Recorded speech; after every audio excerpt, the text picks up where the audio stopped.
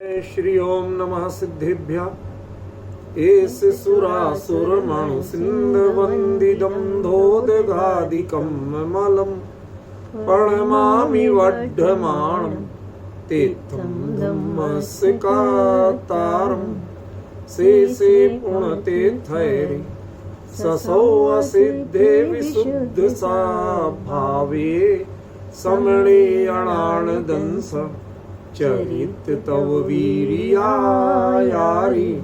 ते सौवे समगम पतेगमेव पतेगम वन्दामि अवट्टन्ते अर्हन्ते मानुषे खेते किच्चारिहन्ताणं सिद्धाणं तैणमो गणहराणं अज्जावैवगाणं साहूणं चैव संवेसिं तेसिं विशुद्धदंसं प्राणपाणासमं समासेज्य ओवसंपयामि सम्मं जतोणि वाणसंपत्ति।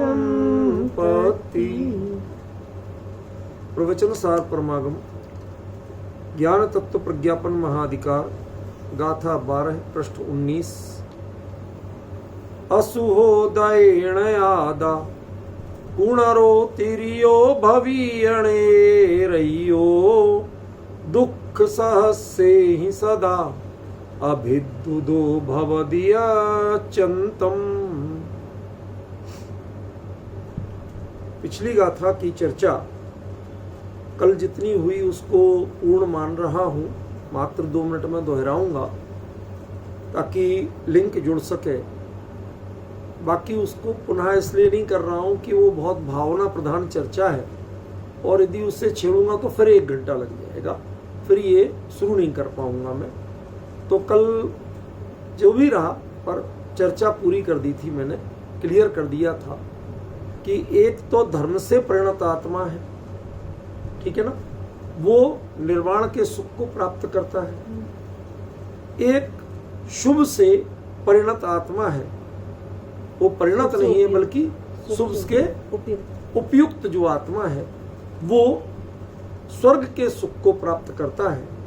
और इन दोनों में शुभ से उपयुक्त का अर्थ क्या है वह आपको क्लियर बताया था कि जिसमें शुभ से डिस्टेंस बना के रखा जाता है और अशुभ जो शुद्ध से तन्मयता बना के रखी जाती है, उसका नाम था शुभ से उपयुक्त, ठीक है ना। और स्वर्ग के सुख का मतलब भी क्लियर था कि जिसमें एड्रेस जरूर स्वर्ग का है लेकिन जिसमें प्रणति स्वर्ग जैसी नहीं, और वो अकेले लोकांतिक देवों की होती है और किसी की नहीं, क्योंकि इतने निस्संग और कोई नहीं होते। अमित जी शब्द सुनना जरा ध्यान से, निस्संग। यदि आप सर्वार सिद्धि के अहमिंद्र भी हो जाओ और चर्चा करोगे 33 सागर तक, तो 33 सागर तक चर्चा करने को कोई तो चाहिए। किससे करोगे चर्चा? तो संग तो रहा ना, पर की अपेक्षा तो रही ना। एक लोकांतिक देव होते हैं जो चर्चा करने के चक्कर तक में नहीं रहते, अपनी भावना स्वयं बलवती करते रहते। अब उनके ऊपर के तीर्थंकर होते हैं जिनका दीक्षा कल्याणक होता है तो जाएंगे, उसके अलावा कुछ। और वो भी एक तरह से अपने आप को रिफ्यूलिंग कर रहे हैं। रिफ्यूलिंग समझ रहे हो? रिफ्यूलिंग का मतलब जो वैराग्य की भावना वहां भा रहे थे, साक्षात तीर्थंकर के जीव को दीक्षा लेते समय उस समय संबोधन करके उनकी अनुमोदना करके वह अपने आप को इतना रिफ्यूल कर लेते हैं, इतना ऊर्जावान कर लेते हैं कि वो उनको हजारों साल तक काम करता है। समझ गया? उनकी वह भावना कभी अविरत रूप में नहीं परिणत होती है, जबकि अविरत गुण स्थान है, वह भूमिका स्वर्ग की अविरत की ही, लेकिन उनकी मनः स्थिति वह अविरत जैसी नहीं हो पाती। ठीक है, वो व्रत नहीं ले पाते। पॉइंट समझ रहे अमित जी? क्या वो व्रत नहीं ले पाते? ये बात सही है, लेकिन व्रत नहीं लेते हुए भी वह अविरत का कभी समर्थन और सेवन नहीं करते। 2 बातों का डिफरेंस ख्याल में आया? ये बहुत बड़ा अंतर बता रहा हूं आप। आप लोगों को नोट करना चाहिए, ऐसी चीजें बाद में नहीं रहेंगी। आप कल से मैं कहूंगा सब लोग अपनी कॉपी पेन लेके बैठो, समझ गए ना, जरूरी है। अकेले सुनने से काम नहीं चलता, छोटे छोटे नोट्स होंगे, उनके आधार से जब दोबारा पढ़ोगे वही गाथा तो वो अर्थ ज्यादा खुलेगा आपको, ख्याल में। तो उसमें अविरतपना क्या है कि अविरत रूप कार्य का सेवन कुछ नहीं करते, ना प्रविचार का ना संग का। चर्चा के लिए संग चाहिए और बाकी के लिए प्रविचार चाहिए। तो उनका किसी भी प्रकार का प्रविचार नहीं और किसी भी प्रकार का संग नहीं, जबकि जो पांचवा स्वर्ग है वो ना तो प्रविचार से रहते और ना संग से रहते। संग माने उसके ऊपर तक जब 33 सागर की आयु जो सर्वार सिद्धि के धर्मेंद्रों की है उनको भी संग चाहिए, तो स्वर्ग में बाकी सब संग वाले ही हुए, उनसे ऊपर तो कोई नहीं है, उनसे उत्कृष्ट परिणाम। पर ये नहीं लेते हैं, इन्हें कोई संग चर्चा करने के लिए भी नहीं चाहिए और अविरत रूप कोई भूमिका भावों, इनके भाव भटकते ही नहीं, ख्याल में। लेकिन व्रत अंगीकार नहीं करते। अविरत क्यों है कि व्रत अंगीकार नहीं की, बाकी अविरत का कोई सेवन नहीं किया। हमारे यहां क्या विचित्र स्थिति है, लोग कहते हैं सब आलू खाएंगे नहीं लेकिन त्याग नहीं करेंगे। एक बड़ा कॉमन डायलॉग है बहुत सारे लोगों का। क्यों? ऐसा कभी कभार कोई स्थिति पड़ जाए, वो आप निरंतर अविरत का बंद कर रहे हैं, समझ गए। वो ऐसा कोई भाव नहीं करते लेकिन विरत भी नहीं करते, समझ गए ना। तो वो विरत नहीं है इसलिए तो अविरत है, लेकिन अविरत के किसी भाव का सेवन नहीं कर रहे,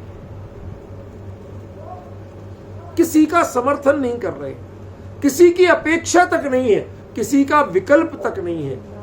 इस कारण से उनको विरत होते अविरत होते हुए भी उससे भिन्न कहा, तभी उनको स्वर्ग में सुखी कहा, अन्यथा स्वर्ग में सुखी कोई नहीं होता। ख्याल में। ये कल की चर्चा का उपसंहार करके अब नई चर्चा का शुरुआत बताते हैं, लिंक बताते हैं, उत्थानिका बताते हैं। अब ये सब आपको याद रखना। मुझे एनी टाइम आप इस चीज को पूछो तो हर टाइम हम इस गद्दी पे नहीं बैठे ना, हम हर समय उत्तर दे सकते हैं। ये आप लोगों को अपने आप तैयार करना, समझ गए ना। क्या है यहाँ, क्या कह रहे हैं आचार्य देव? पहले शुरुआत किससे की? धर्म परिणत आत्मा, निर्वाण सुख, शुभ से उपयुक्त आत्मा, स्वर्ग सुख। तो ये बातें किसकी चल रही थी? भरत क्षेत्र से कुंद कुंद वहां गए थे,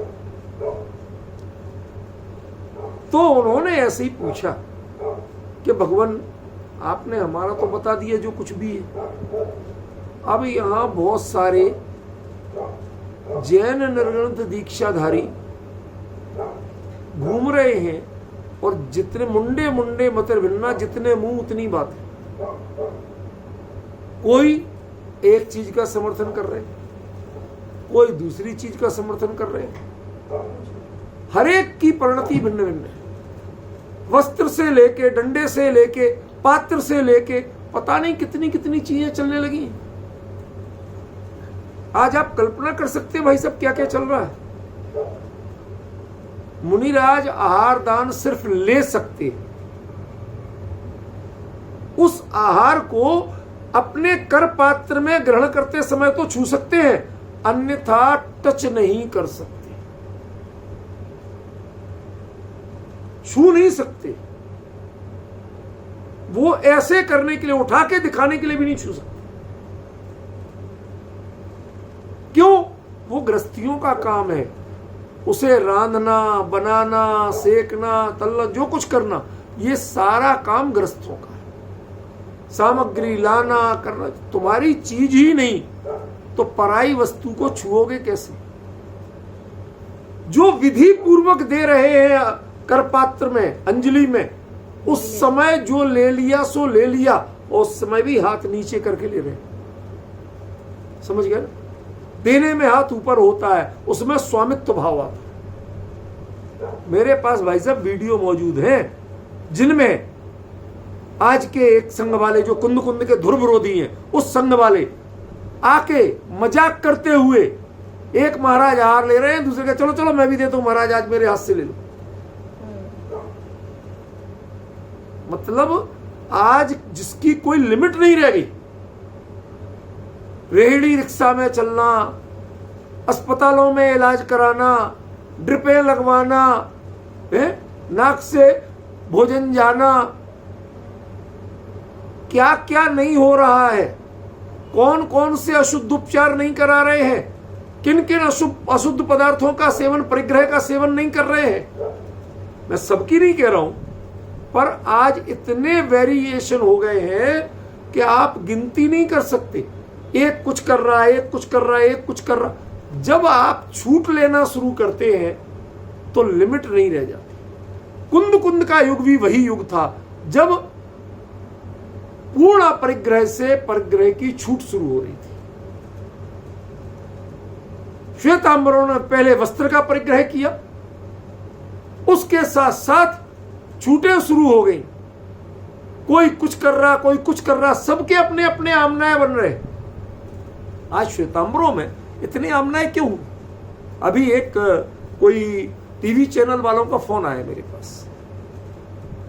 वो पहले यूनिवर्सिटी प्रोफेसर रहे, आजकल टीवी चैनल में किसी में कोई बड़े, बहुत बड़े पद पे, जैनी भाई, उनका फोन आया। पक्ष ले रहे, श्वेतांबरों की किसी बात का पूछ रहे। कोई बात नहीं, मैंने बताया। हमने कहा भाई साहब इनके ज्यादा पीछे मत पड़ना। पीछे मत पड़ना माने बहुत ज्यादा इन पर फेत मत करना। क्यों?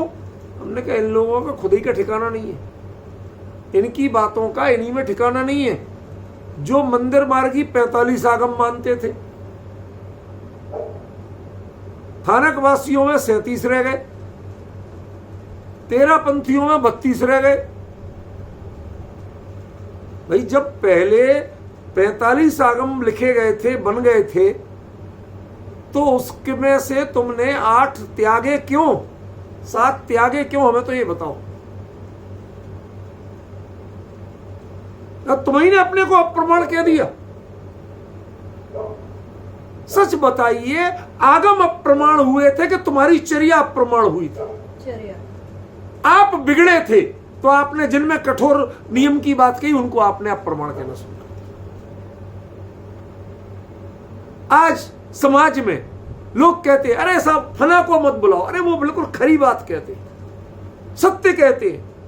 वो हमारी जैसी मीठी मीठी बातें नहीं करते, झुंझुने बाजे नहीं बजवाते, वो नाचते गाते नहीं है। आप डिफरेंस समझ रहे ना? बायकाट क्यों हो रहा है किसी का? वो डिस्क्वालिफाइड नहीं है, हम डिस्क्वालिफाइड होते जा रहे हैं। हमारी अभिरुचियां बदलती जा रही हैं, हमने धर्म और मुमुक्षुपने का अर्थ बदल दिया। बताइए क्यों? आप किसी को यदि अवॉइड कर रहे हो तो क्यों कर रहे हो? पहले सिद्धांत तय करो। व्यक्ति में कमी है, सब वो बात बिल्कुल शुद्ध कहते हैं, खरी कहते हैं, लाग लपेट नहीं करते। तो मतलब तुम्हें लाग लपेट की चाहिए, उस आप नाचते गाते नहीं है तो तुम्हें नाचना गाना चाहिए। वो म्यूजिक नहीं बजवाते तो तुम्हें म्यूजिक चाहिए। गुरुदेव ने तुम्हें यही सब सिखाया था। जैसे उन्होंने श्वेतांबरों ने 45 में से 37-38 रह गए और उससे भी घट के 32 रह गए। इसका कारण आगमों के विषय की हीनता नहीं थी, आपके चरित्र में बढ़ती हुई विकृतियां थी। जब आप विकृत चरित्र वालों के गुट बन गया तो उन्होंने एक गुट ने कह दिया भाई साहब हम तो ये मानेंगे नहीं जिनमें हमारी बातें नहीं कही, या जिनमें हमारे आचरण का निषेध किया गया, उसे दुष्चरित्र बताया गया, उसको हम मानेंगे।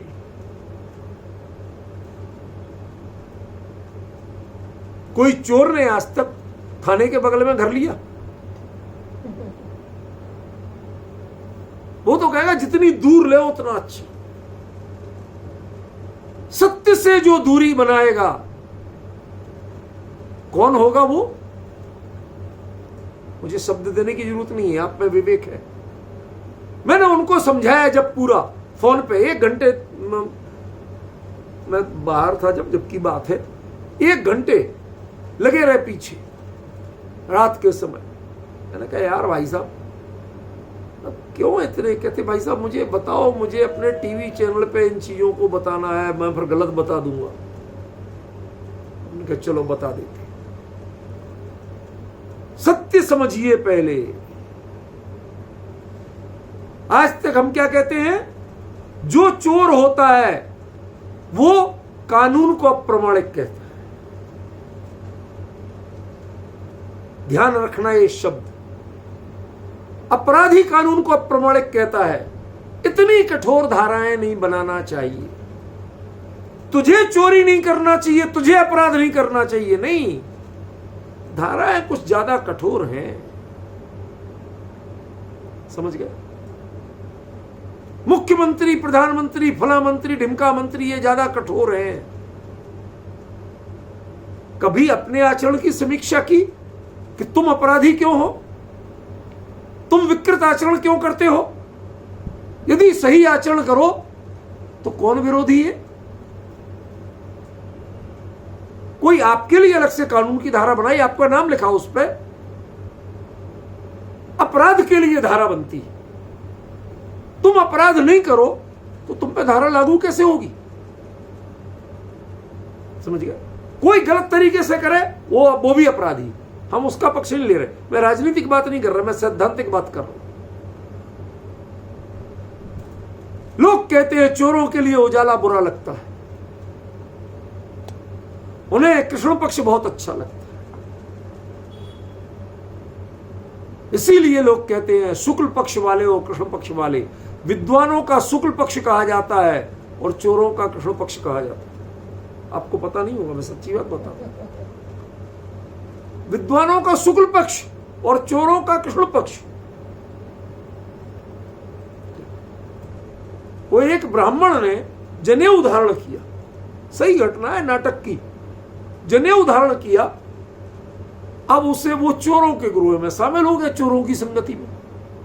अब किसी के घर में सेंध लगाना थी, सेंध लगाना समझते हो? छेद करके घुसना, सेंध लगाना थी।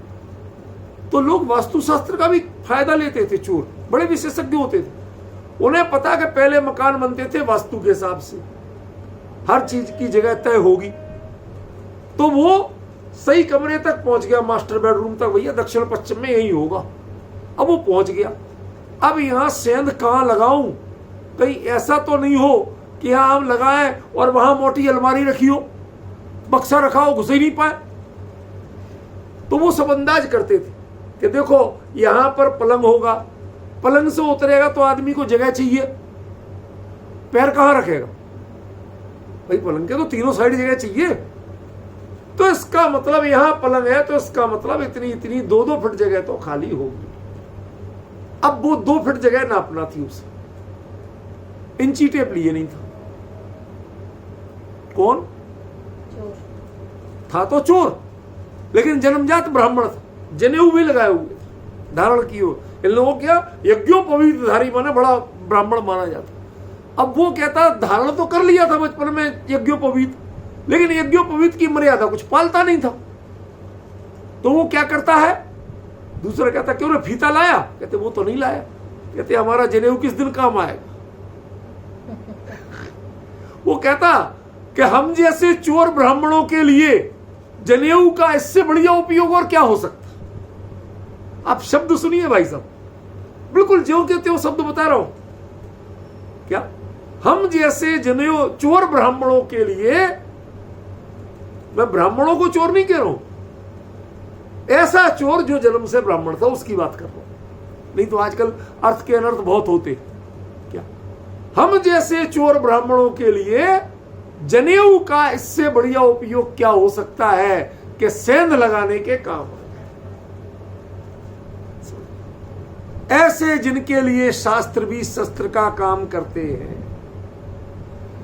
शास्त्र के पंक्तियों की जो गलत गलत व्याख्याएं करके अपने दुराचरण की पुष्टि करते हैं, उनकी लिस्ट बहुत लंबी हो। पद तो मुनि का है, पिच्छी कमंडलू हाथ में है, वो नहीं छोड़ा।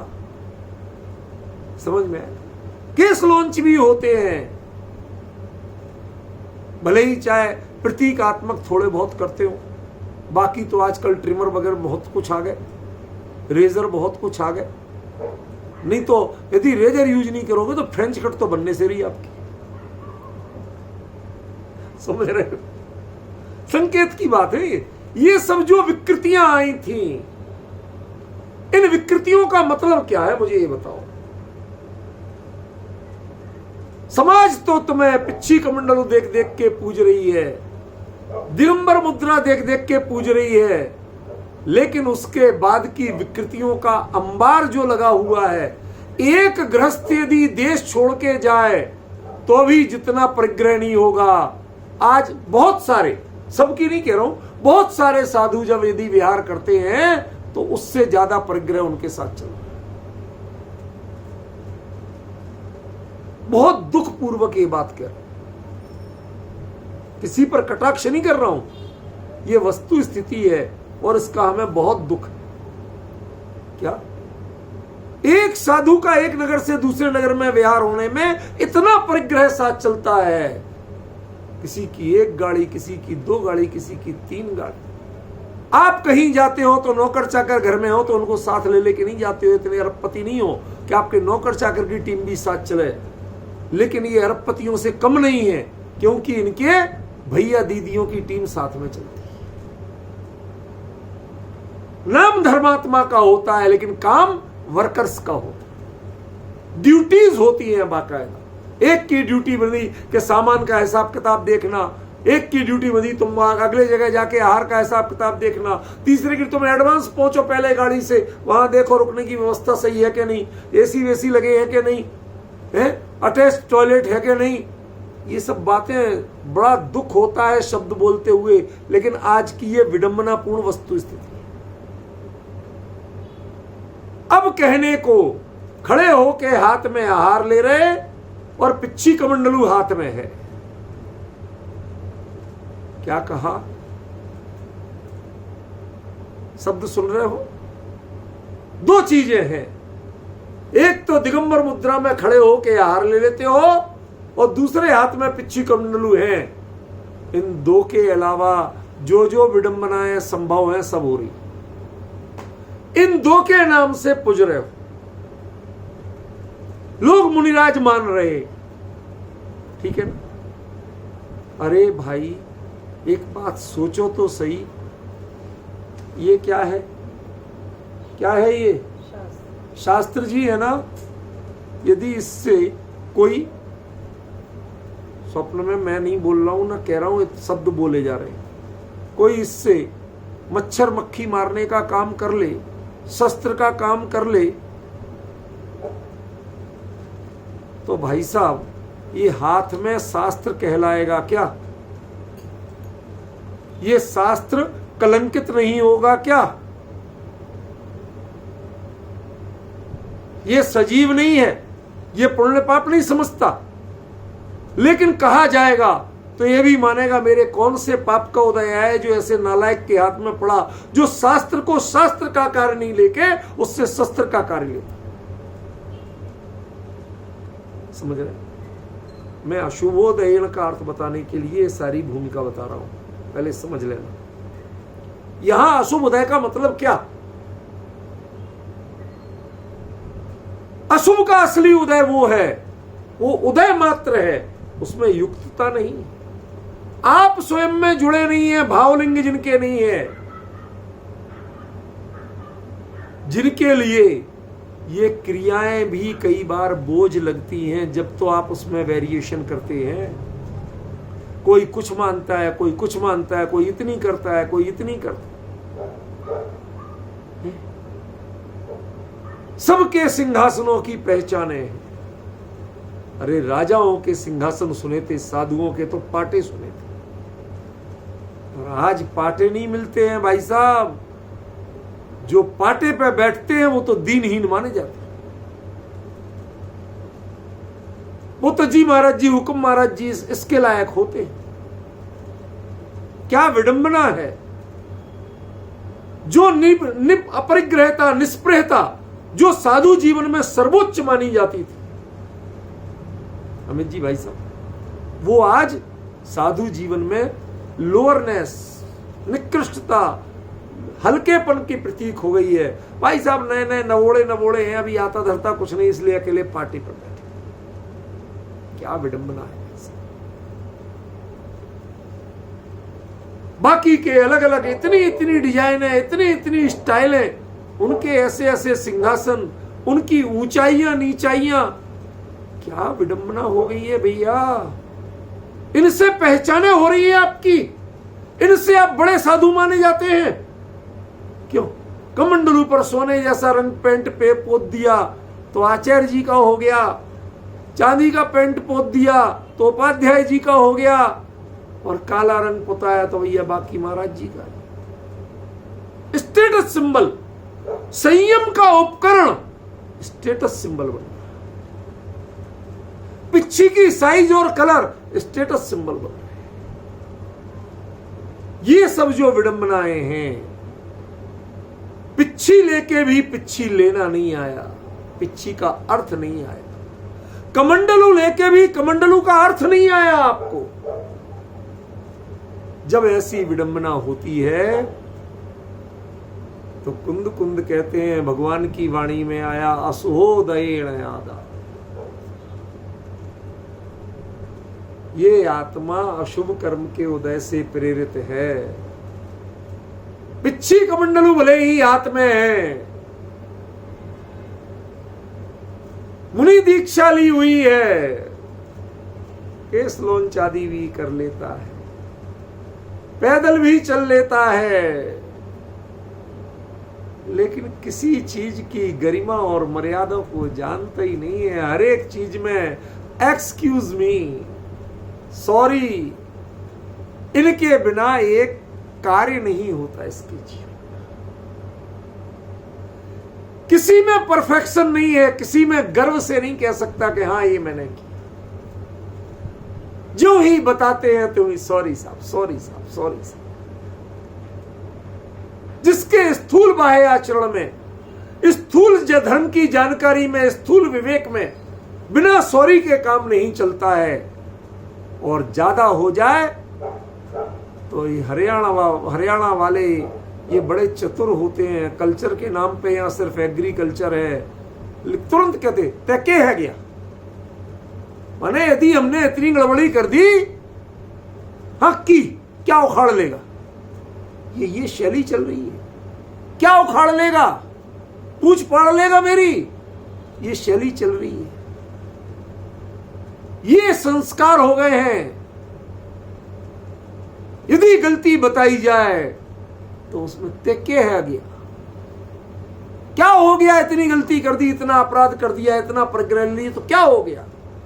इसका जिनको खेद तक नहीं बरतता है, आज तो वो लोग बड़े हमें बड़े दिखते हैं जो कम से कम सॉरी तो बोलते हैं, जिन्हें खेद तो बरतता है। सुधरते तो नहीं है, बिगड़े हुए तो हैं, लेकिन कभी किसी के चंगुल में फंस जाए, कोई जानकार मिल जाए तो कम से कम एक बार कहते हैं हाँ भैया सॉरी, अब क्या करें, पंचम काल है, चलता नहीं है, इतना नहीं सकता, जैसे साधु ग्रस्त वैसे साधु, तुम लोग भी तो ये सब बहानेबाजी कर करके ढकते हैं। इन सब परिदृश्यों को जोड़ लेना और पढ़ना असुहोदयेन यादा। ये मुनि धर्म के अशुभ का उदय है। जब मुनि धर्म के लिंग को धारण करने वाले, चिन्ह को धारण करने वाले, मुनि धर्म की पवित्रता को खंडित करके दूसरे काम करते हैं। कोई वास्तु कर रहा है, कोई ज्योतिष कर रहा है, कोई तंत्र मंत्र कर रहा है, कोई मंदिर तोड़वा रहा है, कोई नए बनवा रहा है, नए नए तीर्थ बनना, नए नए फार्म हाउस बनना, क्या क्या विकृतियां नहीं हो रही हैं। ये सब मुनि धर्म के अशुभ का उदय। ये अशुभ का उदय व्यक्ति का व्यक्तिगत नहीं है। ऐसे जो साधु होते हैं, ऐसे जो मुनि धर्म के धारक होते हैं, वो सारे के सारे मुनि धर्म के पाप का उदय। कितना बड़ा सौभाग्य होता है भाई साहब जब किसी के भाव हो कि ये संसार छोड़ करके मुनि दीक्षा अंगीकार कर। हम लोग तो सोच सोच के तरसते हैं, रोम रोम खड़ा हो जाता है जब चर्चा भी करते हैं और वहां प्रहसन में ली जाती है। नार मरी और संपत्ति नासी, मूड मुड़ाए भय सन्यासी की कहावतें चरितार्थ होती हैं। समझ में आया? बहुत खेद होता है। मुझे अच्छी तरह याद है बचपन में कभी कभी पिताजी को शाम को भोजन करने के लिए घर भेजना होता था तो दुकान पर कोई बैठने वाला तो चाहिए ना, कैश बॉक्स पैक। अब घर का कोई चाहे बच्चा ही बैठा हो, कोई बिक्री नहीं हो, धंधा नहीं हो, लेकिन दुकान खुली है तो देखने वाला चाहिए। तो हम लोग कहीं किसी ना किसी, जाओ पिताजी को भेजो, जाके बैठ जाओ। तो हमारे घर के दुकान के बगल में ही एक सज्जन थे, उनकी दुकान थी। वो इसका बात के लिए बदनाम थे कि जिसको उधार दिया 3-3 बार वसूल लेंगे, फिर भी दिखाएंगे तूने तो दी नहीं, कब दिया था। उससे लड़ने मरने को तैयार है। संतान नहीं हुई, बुढ़ापा आ गया, कहते चलो एक दिन पता चला कि उन्होंने दीक्षा ले ली। चलो भाई, अंत भला सु भला, कुछ तो सुधरे, कहीं तो भाव सुधरे। और इतना दुख हुआ जान के कि वहां से चिट्ठी लिखते थे घरवाली को कि तेरे उसने फला के पैसे आए कि नहीं आए, तुझे लिख के दे आया था, उसके ले लेना पूरा, इतना ब्याज भी ले लेना। ये चिट्ठियां लिखते थे, लोगों के हाथ से पहुंचाते थे, समाज के लोगों के, जरा उसको धमकाओ, वो उसके पैसे नहीं दे रहा, 4 लोग जाओ उसके घर। क्या हो गया? ये मुनि धर्म के अशुभ का उदय है। ये निर्ग्रंथ मुनि धर्म जिसके आगे बड़ी बड़ी राज सत्ताएं और बड़े से बड़े लोग झुकते थे, नतमस्तक होते हैं, बड़े से बड़े ज्ञानधारी जिनकी चर्या के आगे नतमस्तक होते हैं कि भगवान हमने तो सिर्फ पढ़ा है, आपने तो जी के दिखाया है। उस मुनि धर्म के साथ जब ऐसा खिलवाड़ लोग करते हैं, ऐसा खिलवाड़ करते हैं, तो उसको क्या कहते हैं? असुहोदय। ये अशुभ का उदय है। पद तो मुनि का है, पिच्छी कमंडल तो मुनि धर्म की चिन्ह है, लिंग है, लेकिन अंदर में भाव का लिंग नहीं मिला तुम्हें। और उसके बिना जो जो विकृतियां तुमने मुनि धर्म के नाम पर पैदा की, चलाई, वो क्या है? असुहोदय, वो अशुभ का उदय है। ऐसे आत्मा की क्या गति होगी कि कूणरो, सावधान, ध्यान से सुनना। आज हमारे लोग बड़ी जल्दी बोलने लगते हैं और यहां पर आचार्य ने थोड़ा संभल के बोला। अभी जिनके पिच्छी कमंडलू हाथ में है, खड़े होकर के हाथ में आहार लेते हैं, क्या लेते हैं, कैसे लेते हैं, वो 1000 गलतियां होंगी, पर कम से कम हाथ में तो लेते हैं ना। डाइनिंग टेबल पे तो नहीं ले रहे, बैठ के तो नहीं ले रहे। समझने की कोशिश कीजिए। हाथ में भोजन ले रहे हैं। पिच्छी कमंडलू यदि आप फोटो लेना चाहो तो वही दिखेगी, उतना चिन्ह तो पाल रहे हैं। आज तो अमित जी पैदल चलते दिखते भी हैं। आगे आने वाले समय में श्वेतांबरों में 90% व्हीकल यूज कर रहे हैं, दिगंबरों में यूज होगा, शुरू हो गया।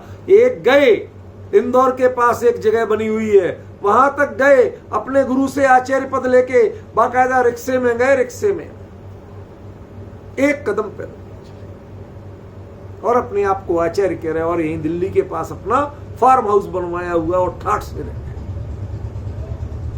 ये विडंबना है, आप कल्पना कर सकते हो, ये विडंबना है।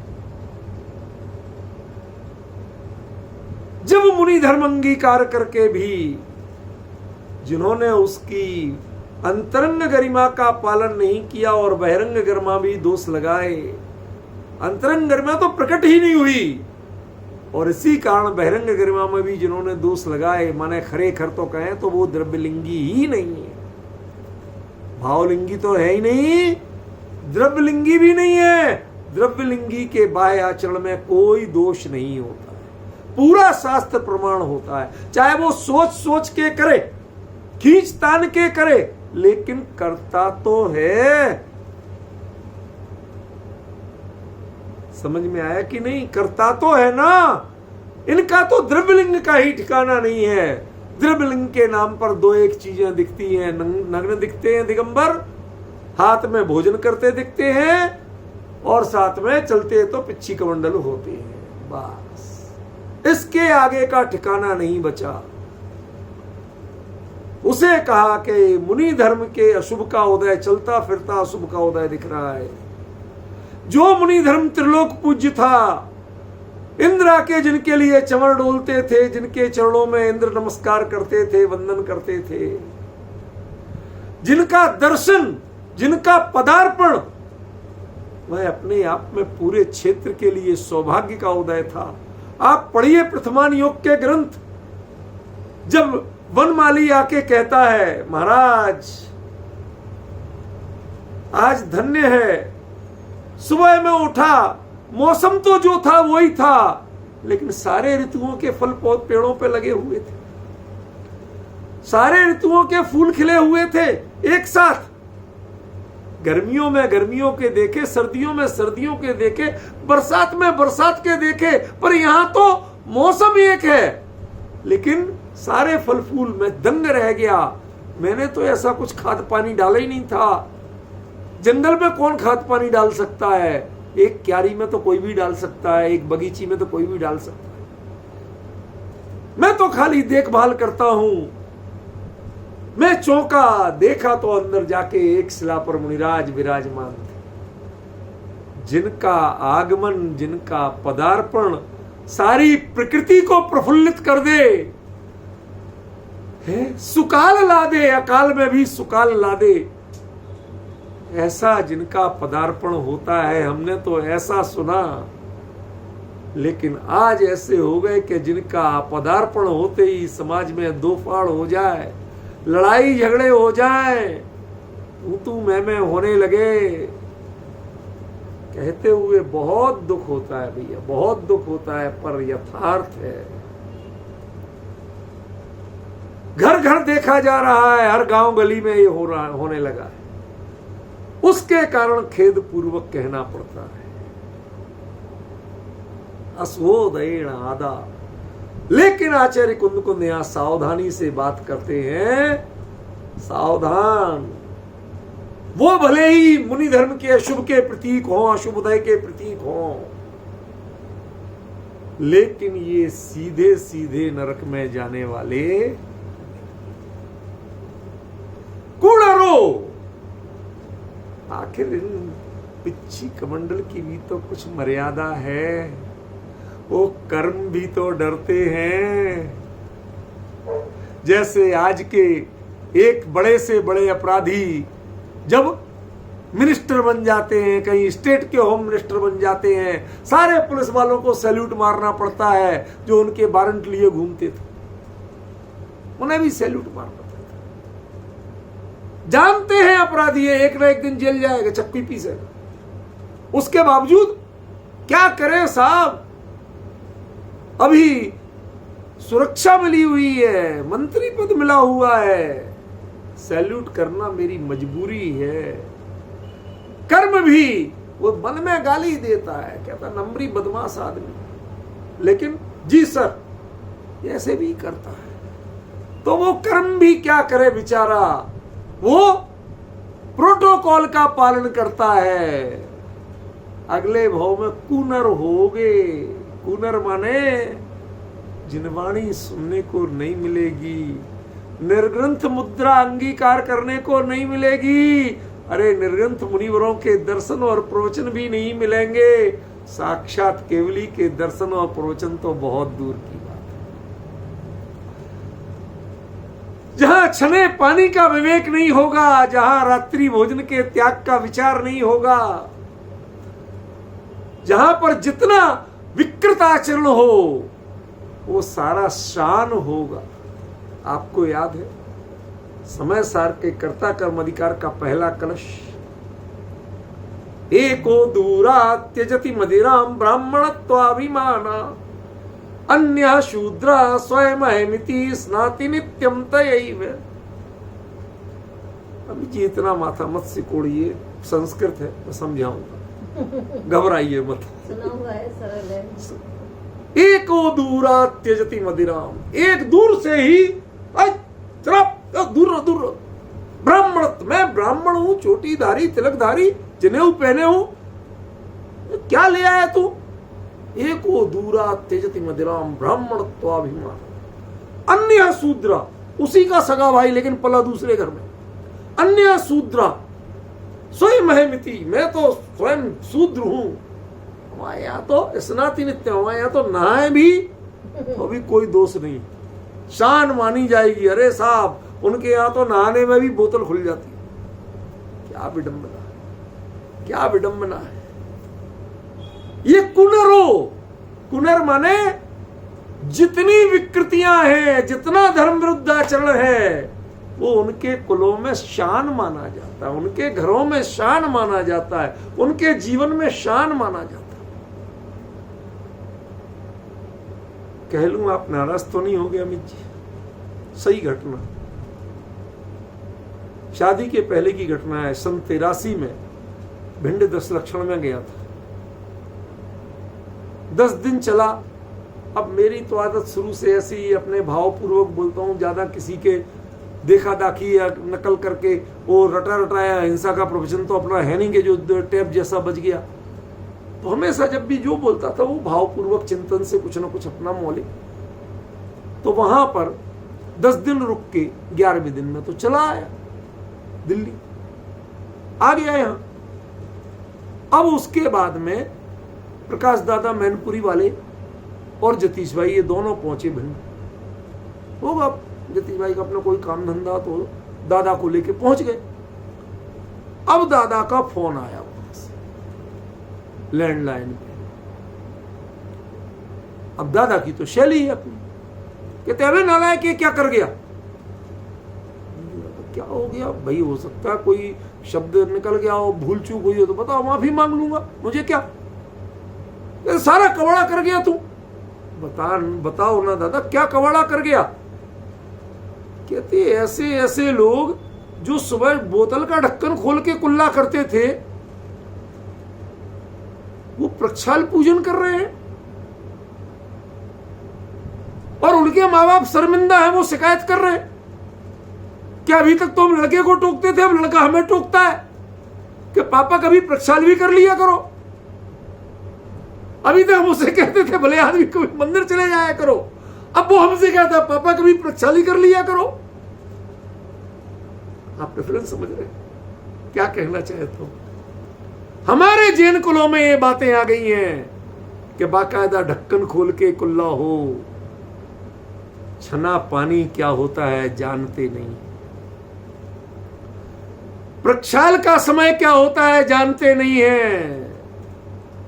जिन दर्शन के बाद ही कुछ लिया जाता है, ये पहचान जिन कुलों में खत्म हो गई है। कुणरो भाई साहब, कौन है वो कुनर है जिनके घर में जिन कुल के संस्कार नहीं पाए जाते हैं,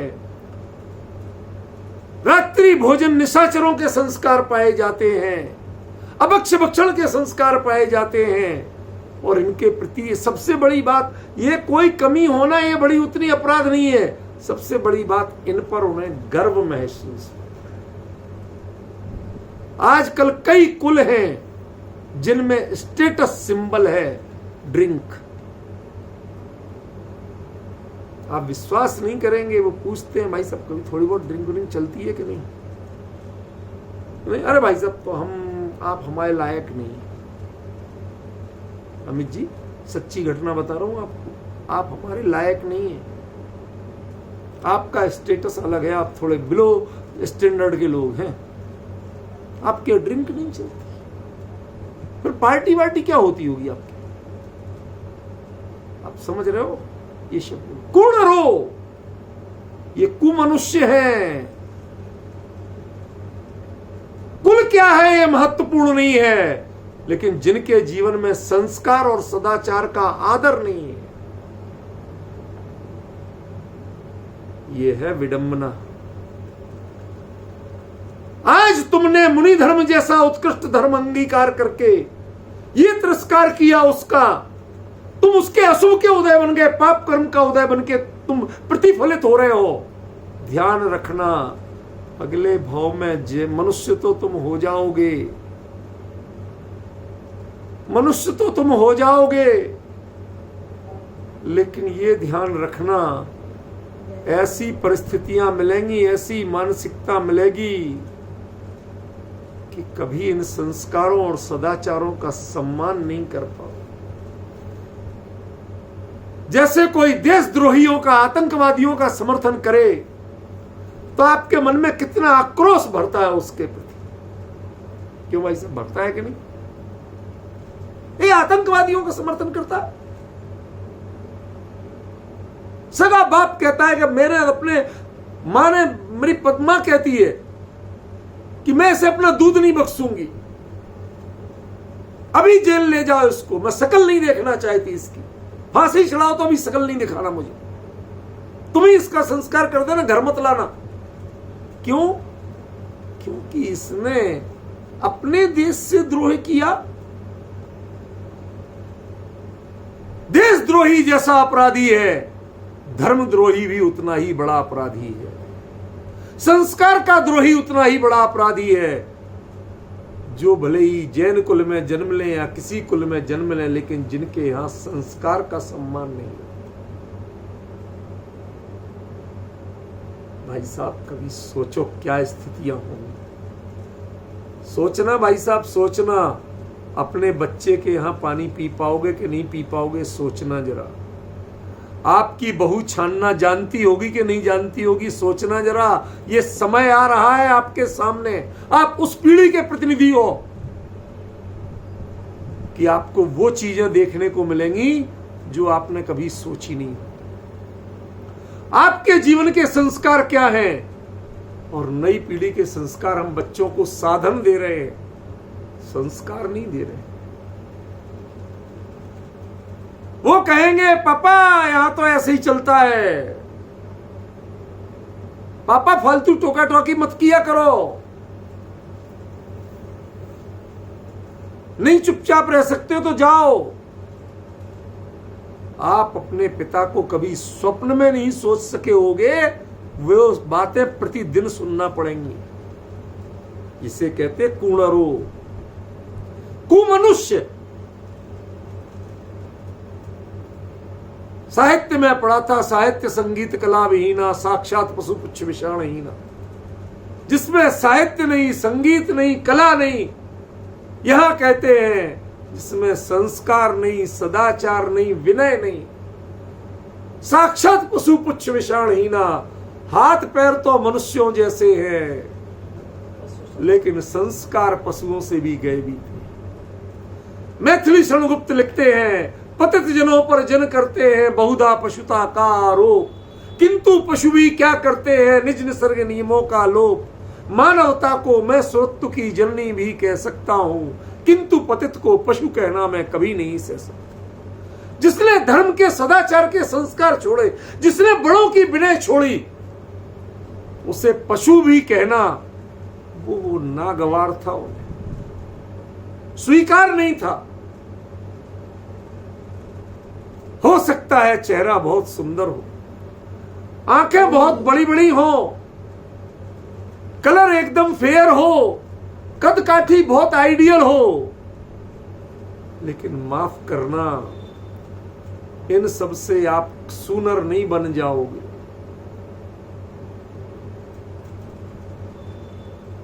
सुनर तो संस्कारों से ही बनोगे। ऐसे ही परिस्थिति में पैदा होगे और ऐसे संस्कार पाओगे, ऐसे लोगों की संगत पाओगे कि पूरे जीवन अपने कुल के, अपने सदाचार के और संस्कार का सम्मान नहीं कर पाओगे, उसके विरोधियों का साथ दोगे। जैसे कोई सेना में भर्ती होके आतंकवादियों का साथ दे, सेना की गुप्त बातें शत्रु देश को बेचे, तो आप उसके प्रति भयंकर आक्रोश से भरते हैं। आचार्य ने उसी आक्रोश से एक कुनर शब्द का प्रयोग किया है। अरे तुम काहे के मनुष्य हो? पशु होते तो कम से कम तुम पर हम उंगली तो नहीं उठा सकते थे। शेर होते, कुत्ता होते और तुम कुछ भी खाते, हम उंगली तो नहीं उठा सकते थे, भैया तेरे पास कौन सी खेती बाड़ी पड़ी है, तुझे कौन सी अकल है, ये नहीं करेगा तो क्या करेगा, क्षम्य था। लेकिन मनुष्य होके भी यदि तुम्हें संस्कार विहीन जीवन जीना पड़े तो इससे बड़ा अभिशाप दूसरा नहीं। और ये किसका फल है कि मुनि धर्म के चिन्ह लेके भी, दीक्षा लेके भी परिग्रह और भोगों के सेवन में तुम्हारा पूरा जीवन गया, पर की चिंता में पूरा जीवन गया, विकृतियों का पोषण में जीवन गया।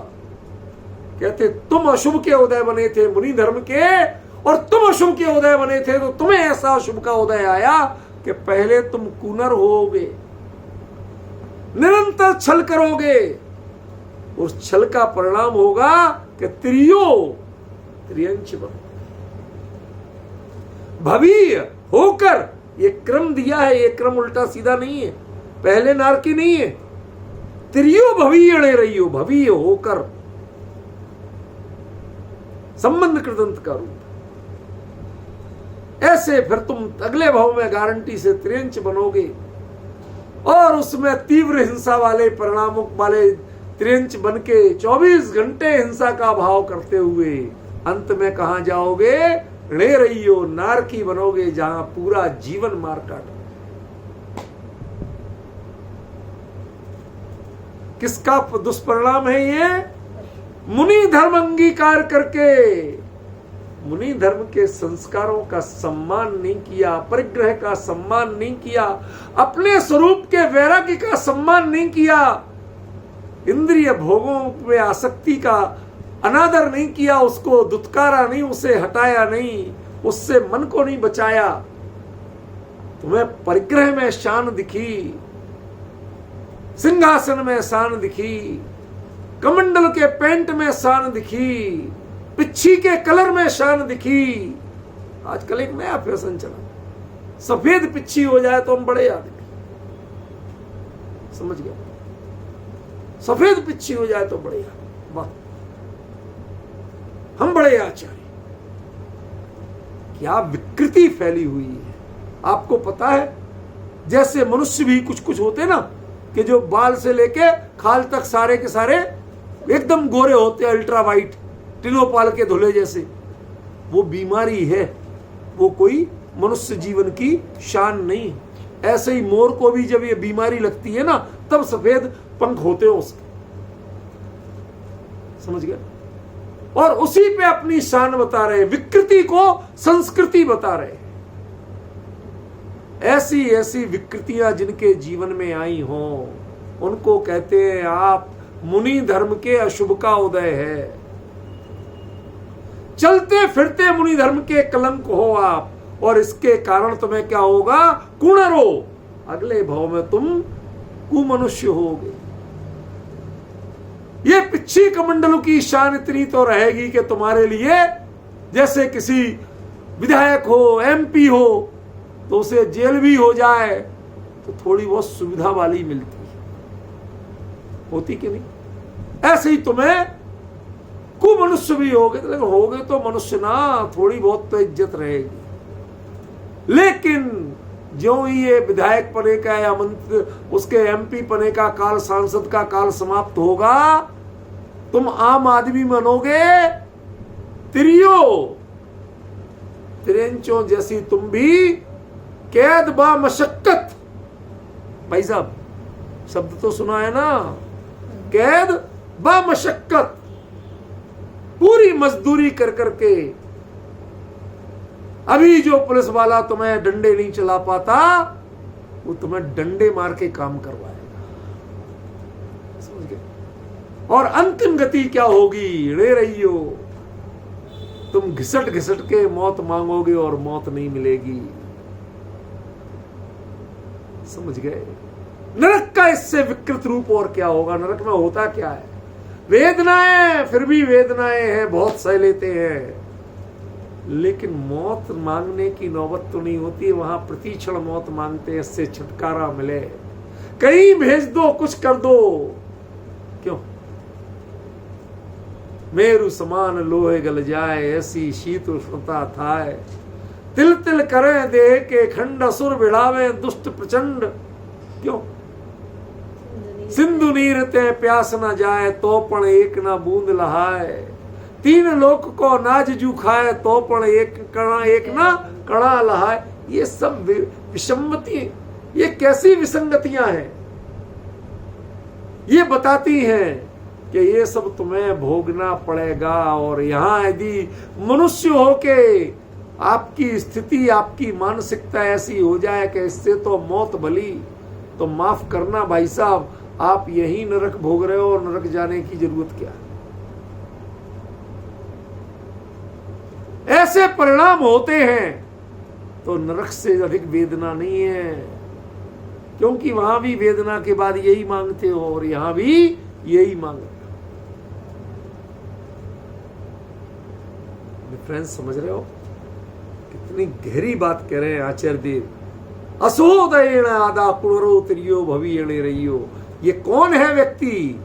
ये वही कुंद कुंद के मन में था कि साहब आजकल तो हमारे यहाँ भरत क्षेत्र में कपड़े में भी, पात्र में भी, इसमें भी, उसमें भी बहुत रिलैक्सेशन चल रहे हैं, बहुत छूटें चल रही हैं।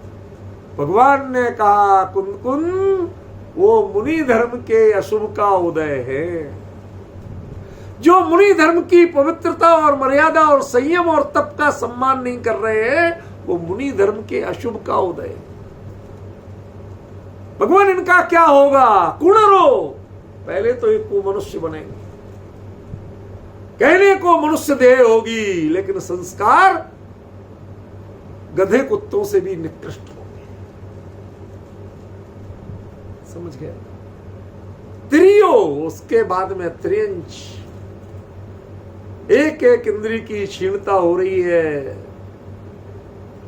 ज्ञान के लिए तरस रहे हैं, कुछ करना चाहते हैं लेकिन अपने आप में अमंगल बन गए।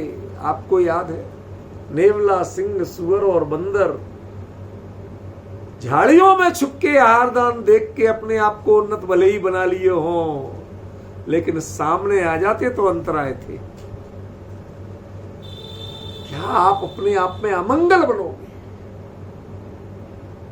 ये त्रिंच गति, ये आजकल मूर्ख लोग हैं जो कई कुत्ते बिल्ली पाल पाल के, हिंसक जीवों को पाल पाल के अपनी शान दिखाते हैं, गाड़ियों में घुमाते हैं। समझ गए? बेड पे साथ सुलाते हैं। ये निहायत मूर्ख लोग हैं। क्यों? क्योंकि त्रियंच की ब्लड ग्रुप और शरीर की संरचना भिन्न होती है, उसकी सांसें भिन्न होती हैं, उसकी सांसें आपको बीमारी का कारण है, उसका रोम आपको बीमारी का कारण है। समझ गए? उसकी लार आपको बीमारी का कारण है। ऐसे संस्कार लेके जाओ उसी गति, और ऐसे संस्कार लेके जब तुम्हें उन्हीं की संगत पसंद है तो कहां जाओगे? ऐसी गति में जाओ। आजकल की कई माएं हैं, कुत्ते को गोदी में पार्टी में ले जाएंगी, बच्चे को आया को देंगे। रूपल बहन खूब जानती है, इनके यहां खूब होता है। इनके घर में नहीं कह रहा हूं, वहां दुबई साइड बड़ी पार्टियों में, बड़े कीमती गाउन में, हम लोगों के तो गाउन घरों में पहने जाते, वहां पार्टियों में पहने जाते। समझिए ना, जमाना बदल रहा है। कुत्ता कुतिया वो गोदी में, उसे चूमा जा रहा है, दुलराया जा रहा है, और बच्चा सगा वो आया की गोदी, उसे आया संभाल रही है। रोए तो कह रहे आया बाहर ले जाओ, रो रहा है। और कुत्ता यदि जरा सा डिस्टर्ब हो तो मैडम खुद लेके जाती। ये संस्कार हैं, ये आपका आधा पतन दिखा रहे हैं। समझ रहे ना? ये त्रिंचों की संगति अच्छी लग रही है हमें। अगला डेस्टिनेशन आपका क्या है? रे रही हो। धीरे धीरे त्रिंचों के संस्कार जब दिमाग पे चढ़ेंगे तो शेर, चीते, गीदड़, भालू, कुत्ते ऐसे संस्कार बनेंगे कि फाड़ो खाओ, मारो काटो। जब 24 घंटे यही चिंतन चलेगा तो वहां पहुंचोगे कि जहां हर कोई यही कह रहा होगा, मारो काटो फाड़ो खाओ। समझ गए ना? रे रही हो नार की बनो, और परिणाम क्या होगा? दुख सहज से ही सदा। एक समय भी ऐसा नहीं मिलेगा जहां सुख की छाया हो। हजारों प्रकार के दुखों से अभिद्ध दो। जैसे तुम नहीं चाहो, नहीं लड़ रहे, हाथ जोड़ रहे, भाई साहब माफ कर दो, भाई साहब गलती होगी, तो भी तुम्हें अरई समझते हो? अरई जानते हो अमित जी? अरई शब्द जानते हो? नहीं वो नहीं है, इसीलिए तो पूछ रहा हूं कि जानते हो। जो बैल वगैरह होते थे ना, बैलगाड़ी, ऊंट गाड़ी, गधा गाड़ी, जो भी, तो इनके लिए यूं तो वो एक डंडी लेके चलते हैं हाँकने के लिए, चल थोड़ी बहुत डंडी मार दी, उससे डंडी से उसको मोटी खाल वाले को ज्यादा तकलीफ नहीं होती। वो डंडी में एक साइड लोहे की नोक लोहार से लगवा के चलते हैं, फिर वो नोक उसको यूं उसके पिछले हिस्से में नोक गोंचती है पुट्टे पर, नोक से जोर से खून आए और उसी में और जोर से करेंगे जब वो दौड़ेगा, जब उसे दर्द से बिलबिलाएगा, क्योंकि डंडे की चोट से, सोटी की चोट से वो इतना परेशान नहीं होता है। जख्म हो जाए, जख्म में खोचा जाए, उसको अरई बोलते हैं, अरई गोंचना, समझ गए? वो अरई जैसी वेदना प्रति क्षण देंगे। तुम लाख माफी मांगो, भाई साहब गलती हो गई थी, वो तो की थी तो भोगना तो पड़ेगा, कोई इलाज नहीं। दुख सहज से ही सदा अभिद्ध दो। प्रेरित हो रहा है, कर्म इतने बलवान के फिर उस समय तुम कुछ करना चाहो कुछ नहीं। क्यों? तुमने दिगंबर निर्ग्रंथ महापवित्र मुनि धर्म का अपमान का पाप बांधा हो, उसकी चर्या की पवित्रता भंग करने का पाप बांधा हुआ। अरे तुम मुनि धर्म के पाप रूप के उदय के रूप में जिए हो, तुम्हारी ये दुर्दशा तो होनी ही होनी। समझ, यहां अशुभ का उदय माने सामान्य अशुभ का उदय, हमारे पाप कर्म का उदय आ गया, भाई साहब पता नहीं क्या है, सब काम बिगड़ते हैं, ये उसकी बात नहीं है। यहां बात चल रही है पूरी मुनि धर्म से लिंक पे, उनके उदय, अशुभ के उदय की बात है। आज समय हो गया, अभी ये गाथा चलेगी, इसका मर्म बताऊंगा, और जब इसका मर्म पूरा होगा तो पिछली गाथा से रीलिंक करूंगा, तब समझ में आएगा कि ये बातें कैसे जुड़ रही हैं। आज